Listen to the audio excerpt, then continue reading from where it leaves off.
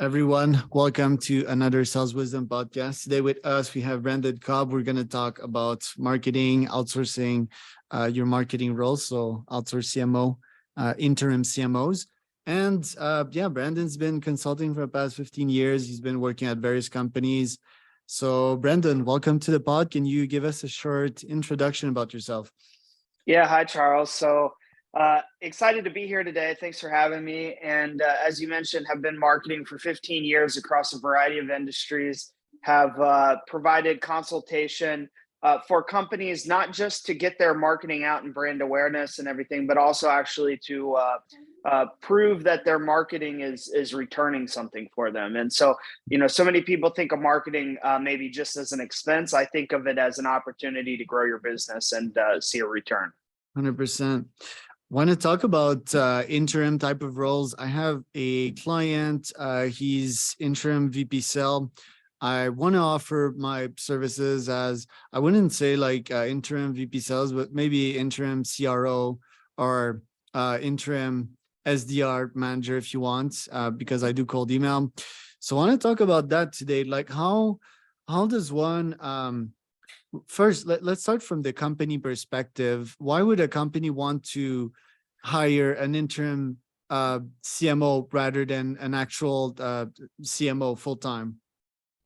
Sure. So I think anytime you are currently in the process of starting new initiatives, it can be, I've been on the in-house side and I've seen where it can be beneficial to go ahead and outsource elements of your initiative, build a skeleton framework. So basically, if it does prove to be successful, you could start to bring it in-house. And because outsourcing, there's no doubt that it costs, it's less risk. It's easier to cut.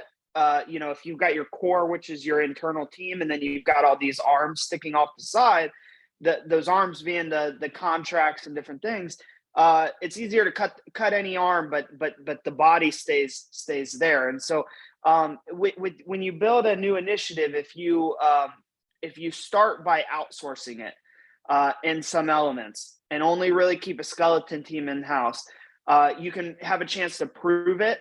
And if it does prove successful, start to bring it in-house at that point in time. And that's when you'll start to also improve your profit margins, but that just gives you room to continue to always improve. And I guess a consultant has like specific experience. He's more entrepreneurial. He has his own connections, VS like a typical VP marketing that has been working in corporate for quite a while. So that can be an advantage, the cost as well, the different strategies that this person worked.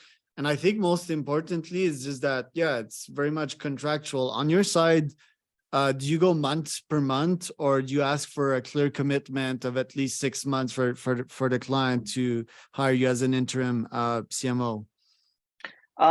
It depends. It's all, as everything in the world, it's all negotiable. But the thing is that I've certainly had where there's the guarantee for a certain amount of period. I think it depends like how much time commitment's going to be put in, right? So if it's going to be a real full-time commitment, you're going to need some type of guarantee because you're kind of turning off the switch on some other things. But if it's really a very fractional element where it's just one amongst many clients you're serving, then at that point in time, it could just maybe be month to month. And I'll also say on this, because given what you do, Charles, as well, and currently I'm helping a marketing agency expand their business globally, is that when you think about this, whether it's hiring a interim marketing leader or some type of marketing agency, it's all really the same. Like you're either outsourcing to a marketing agency or outsourcing to a marketing individual who then has all those connections and can really project manage everything. So there's some differences there based on your needs, I guess. If you've got an in-house team that can project manage it, then maybe you go straight to the agency side and you just hire, like a company like yours, Top Leads, or a company like the company I'm helping currently, Allura Infotech. But if you don't really have an in-house like manager over to put the glue together on top of everything, then maybe you want to have an interim CMO type arrangement. Yeah, it's kind of in between. It's kind of hybrid model, so that that interim CMO could have, yeah, like I said, his own connections and provide like a different type of performance. Also, they obviously won't be full time. Most of the time, it's part time. So they will spend a bit more time than an agency would spend helping their clients, because agencies, I think it's like it's higher volume type of model. VS like interim, it's like at most 5 companies, let's say. That's right. I also think that interim, they can strike like specific deals, rev share, or even get equity in the company. Have you been getting into some of that? I have, yeah. So both of those, and I think you're exactly right that there's probably an element of more one-on-one personalization and deeper connection with hiring an individual versus hiring an agency. So yeah, it's depends what you're looking for. Yeah. And for the pricing side of it, let's say that I would spend, I don't want to sell my time ever as, like an entrepreneur. Um, but let's say that I would spend probably 5 to 10 hours a month in their company as their interim VP sales. Maybe we could talk about some results, right? I would recruit an SDR, would recruit an account manager, I would set their systems up and so forth. Um, for let's say 10 hours a month, I think I wouldn't go like under anything like under 5K per month. So like from a pricing perspective, like what do you think about that? Is that like in the ballpark, 5K per month? And let's say if that's 60K a year, I get 5 clients this way, that's like 300K a year. And that would be like 50 hours of my time per month, which is a big chunk. I don't have necessarily to talk about time, but would that like make sense in the number side of the equation? Yeah, so just make sure you're talking about 10 hours a week then, not 10 hours a No, month per month, because per yeah, it's month. like Okay, I have okay. like so many other occupations, and 10 hours per month is still a lot in my field. Could be like, let's say, yeah, around 2.5 hours per week. And Okay. 2.5 hours, like invested the right way, so that I have systems and bots, right? I think it'd Mhm. be a good system. So what do you think about that? I think that's a good it's probably a good pricing model and fair for all, fair for you, fair for the other side as well. I think it depends of course on what value you're bringing. You always want to bring more value than you take from that. So like you said in that example, 300,000 and you're collecting 60,000, I think that's very fair. I would say it goes back to where I said like okay, you're talking about 10 hours per month, and that's perfectly fine. And you probably, yeah, you want to charge the 5,000. Let's say that's a 5 times 12, 60,000 a year, and you've got X number of clients. So as a result, you're going to probably, as an individual, do pretty well. However, there's going to be periods when you do it like that where you're not going to you're going to sometimes have more clients than others. You're going to be in periods where you're prospecting for new clients, unless you're just so busy with referrals and everything.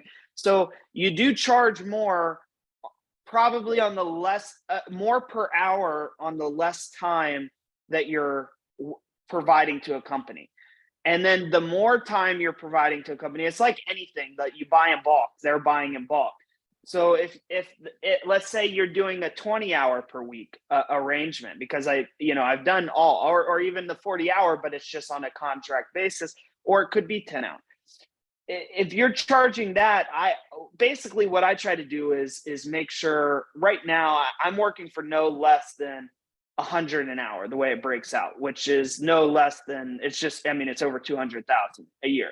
So that means like if somebody wants to hire me full time in a contract perspective, it's going to be not just the 200,000 rate, but it's going to be a little bit above, because there may be periods in between where you're looking for other things. If somebody's going to hire me at a like on a couple hour a month basis, like you're talking about, at that point in time, it's going to be higher than the hourly average rate of that person buying me for 40 hours a week, because it's more pieced together. It's like anything. You break a product down into smaller amounts. The per ounce or the per unit price is higher as you break it down to smaller amounts. 100%. Another reason why I want to do this is that with that role, you will have better access to company information. Sometimes as a consultant or as an agency, the company does not give you all the information. They don't consider you as part of the organization. And I think that as an interim VP Sell or CMO, they will make you part of the core company meetings. You'll get all the information you need to know to see how their company runs. And I can take that information and improve my other products, right? So my agency, SaaS, if I build one, and so forth. So that's another reason why I do this. The same reason why I do these podcasts. I can learn tons from other people. What do you think about this learning strategy? Yeah, absolutely. So, it goes back kind of like thinking in an agency perspective. Why are agencies so good at, because they've worked with so many clients, they've seen the same issues come up over and over, and slight intricacies or variables that make it different, and they can keep implementing it at other companies. So yes, I think there's pros. You go back to, there's always the concept of a generalist for specialist and this kind of thing. Well, take that mindset, generalist for specialist, put it here where we're talking about you could be in-house at a company and you could become very, very good at that company's specific industries, intricacies, understand the inner workings of that company, the politics of that company. But you're getting a very defined, focused experience there. You're not getting a very wide experience. And here, what we're talking about is you're not going as deep with any one company, but you are getting a much wider experience. So I think there's pros and cons to both. If you work 5 years at a company in-house and you're getting a very deep experience with them, or here, I personally think you're on to something though when you say that wide experience. Yeah. And let's say that you're selling my company for your CMO, interim CMO services, and I'm considering a typical CMO. How can you sell me on the interim CMO model vs hiring a classic CMO? How can you perform a classic CMO that will spend more time in the company? Yeah, I think having initial understanding of each other's like your needs and your pain points, and making sure that my skill set or my specialty is something that I can come in and help you with. And then kind of talking about a realistic 30, 60, 90-day plan there of what you're going to come in. I think you said it earlier when you said like setting up the structure, the systems, that's what you said. So it's very much that. A lot of times it's coming in, setting up the infrastructure. It's not taking requests and being reactive, but it's setting up the infrastructure, hopefully where then you can step away and they can keep running with it. And so when you talk about coming on board, it's like, what's that plan where you can, if the point of them hiring an interim arrangement is because they don't want a forever arrangement on this type of thing. So it's, how do you set it up for success once you're gone? Okay. Love it. Yeah. With the systems and all. As a consultant, as an entrepreneur, like how do you keep yourself energetic throughout the day? What habits do you have in your life to make sure that you're productive? Yeah. I mean, I think beyond, I'm always learning. So I always I listen to a lot of LinkedIn learning audios. I listen to some podcasts like these. I also am reading. So I've got, I don't have the whole set here, but there was Harvard, like the 6 Harvard Business Review must reads. And so I just went through those. Or like for marketing, there's this, what your customer wants and can't tell you. And it's about consumer behavior, and a very practical book there. So the thing is, like, if I take a little time out of my day to continue learning, either listening to some type of educational content, reading some type of educational content, it's going to help me. What that does is I can relate it to previous experiences, but it also sparks ideas for the current jobs that I'm working in. And so I'll read a chapter of something, and then I'm like, oh, we need to be doing that too. And it's a new sub initiative or micro initiative that we put into motion just because I just read it into a book. So it sparks ideas. And what did you learn from these Harvard review books? Yeah, so I think the Harvard Review books were really, like, in a way, I've done an MBA, but it was like a mini MBA in itself.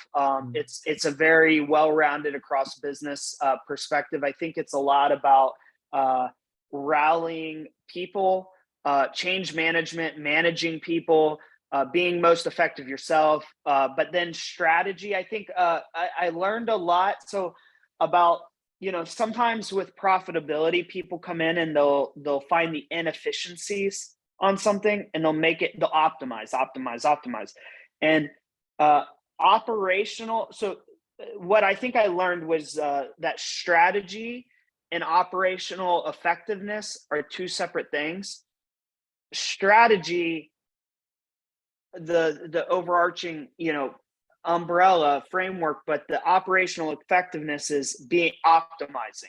And so understanding the difference, that optimizing is not strategy, but optimizing operational effectiveness should always be done. But you still need to think about what direction are you going. Okay. Where can people find out more about you, Branden? Your website, your LinkedIn? Tell us a bit more about where can people find you. Yeah, so you can find me on LinkedIn. It's Branden. I spell my name a little differently than some Branden, so it's Branden, not O-N at the end. Branden, and then Cobb, Cobb. And then also you can find me, or you can email me at Branden, Branden at marketingexec.us. And again, also keep in mind, right now I've got a marketing agency that I'm expanding their business for. They do everything in the IT services, web development, app development, B2B lead generation, which I know you're doing tons of too. So maybe we can work together on some of that, and also digital marketing. And so reach out to me, and I'd be happy to set up a time on how we can customize a package for you.